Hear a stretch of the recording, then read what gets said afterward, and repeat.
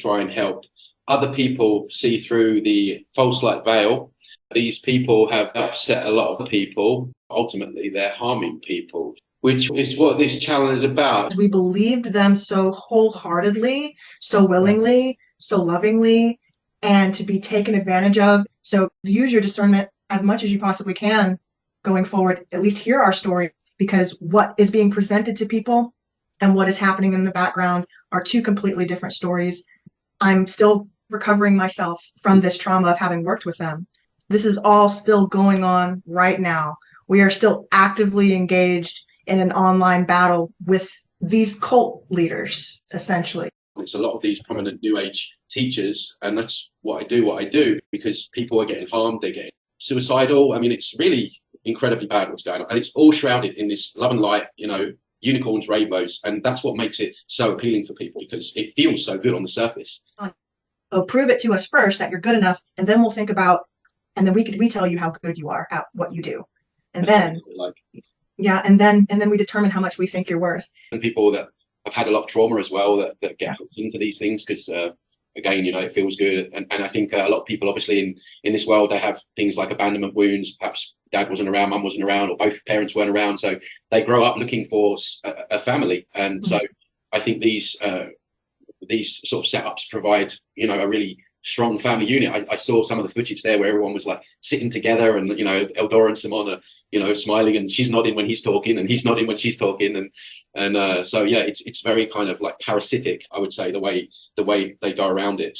I was watching one clip, and I'm sure I heard that Simon was saying that he was channeling God or something, and she was channeling like the divine feminine or something like that. I mean, when did that all happen? Didn't he have like a breakthrough or something? Something happened. I mean, it was just crazy to watch. It was I don't know if they were referring also, he supposedly had a walk-in experience. And what do you think about that? Is that something that's real? Because I think you mentioned it in some of your videos. It was all new to me. I really didn't know what to believe. And well, I mean, when I look at both of them, they're possessed, but they're not possessed by something good. I mean, Simon especially. I mean, I don't know how much you know about what I do, but it's I go like looking at the dark side and stuff like that. But Simon, when I just see these dark eyes, and I just see something very nefarious working through both of them. But of course, these beings are very clever in terms of how they package things, and so how that being would express himself through them would be on the surface very love and light, and use things, and we hear it all the time. They always use things. Anyone that questions or doubts, if you look at any of these cults, you're in your ego, you're in the mind. They don't want you there, because if you go there, you might work out actually they're frauds, right? So they're always trying to demonize the mind and the ego.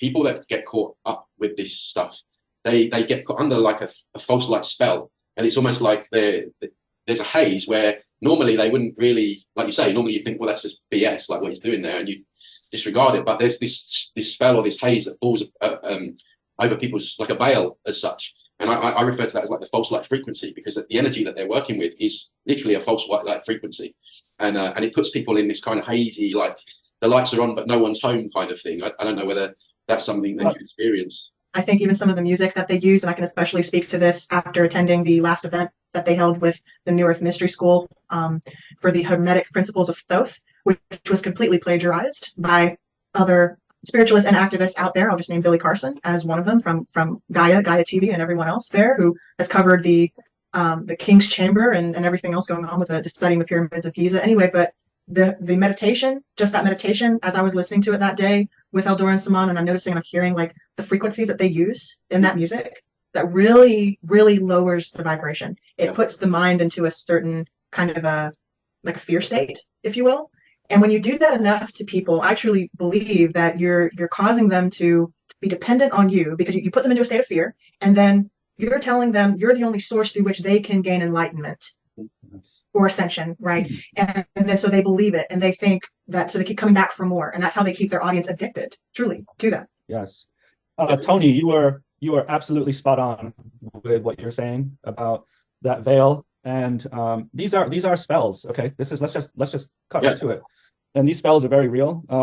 Like you said, it's very dangerous. They are very, very dangerous people, because especially the way they come at you, love bombing you. You see, it's got all the hallmarks of deceit, treachery, right? I mean, we can go on and on with all the different adjectives that we can assign here, but it's you're in that haze, you're hypnotized, okay? You are hypnotized, and you are, it's like those cartoons, right? With the swirly eyes, and you're just, and then of course they use the music, right? And that's really a nice catch, Ebony, that because we were paying attention, we were observing these environments. And this is just, again, some recipe of mind control, right? It's a mixture of spells. They want to feel good all the time. And I always say on my channel, look, you want to feel good or you want the truth, right? It's like, because the truth often will slap you around the face, but that's where the gold is eventually. And it just seems from what you're saying there that we see this repeated over and over again within those kind of scenes where, like, they just don't want to acknowledge anything bad. They can't look at anything that might lower their vibration or put them into a 3D timeline or something like that. So they spiritually bypass what they really need to and ought to look at in order to feel good in the moment, which in the long run is going to end up in a car crash anyway. And so, yeah, that's why it's so important to speak about it. And don't allow any of these middlemen intercept your energy. You're gonna be much better off and save yourself a lot of trouble, a lot of heartache.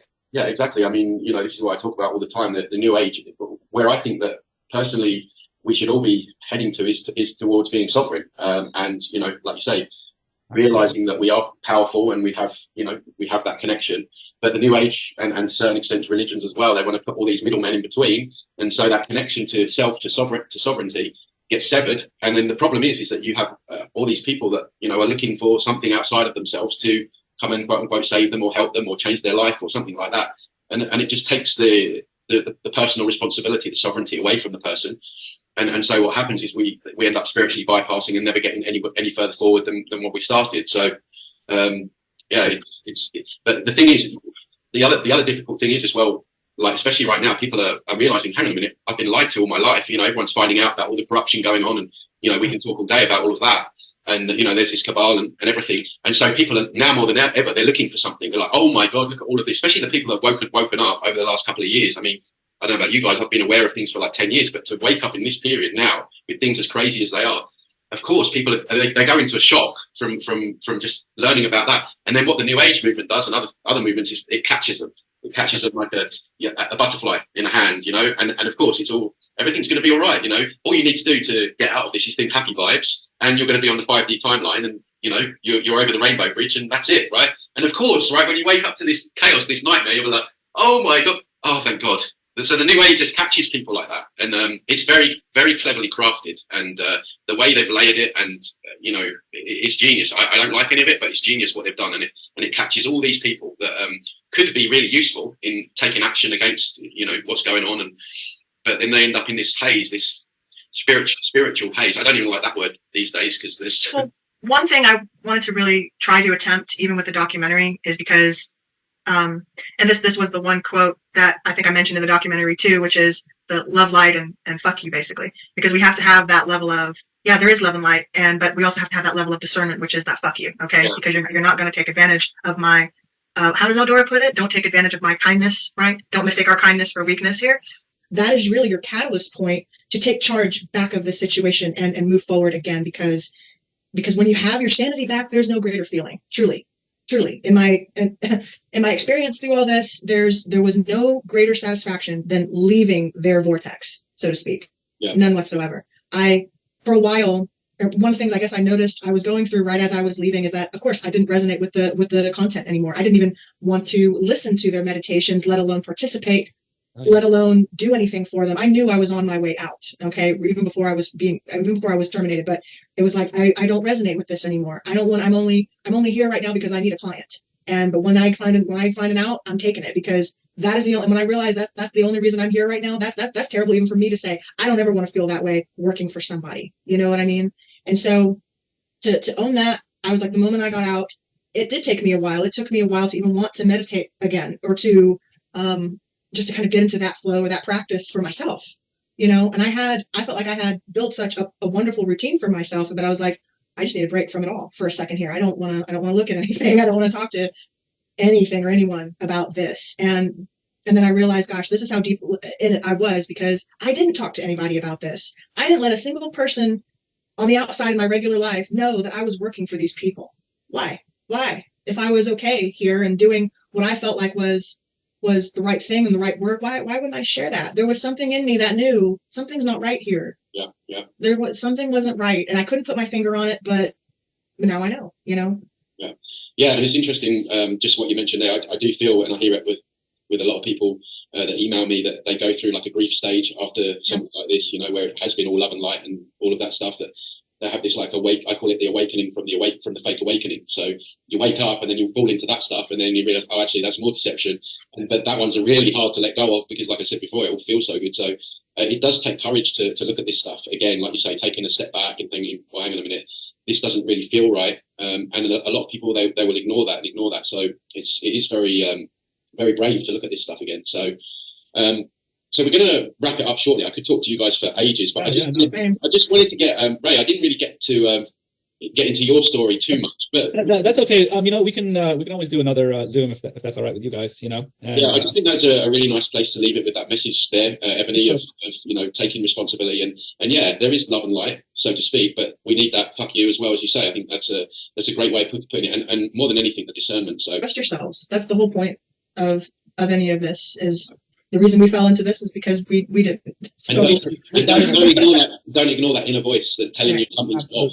That's always right. Every time I go against that little voice, all hell breaks loose. It's so true. It's so true. Don't ignore your intuition like we did. You know, when you feel that intuitive nudge, you know, just listen to it. And, you know, that's pretty much, if you follow that, you know, anybody who follows that, they're going to be just fine. But like Ebony says, and Tony says, just trust your inner voice, your inner guidance. And your Absolutely. Well, I think you're lovely people, and I think you're incredibly brave and courageous. So thank you for speaking out and doing this interview.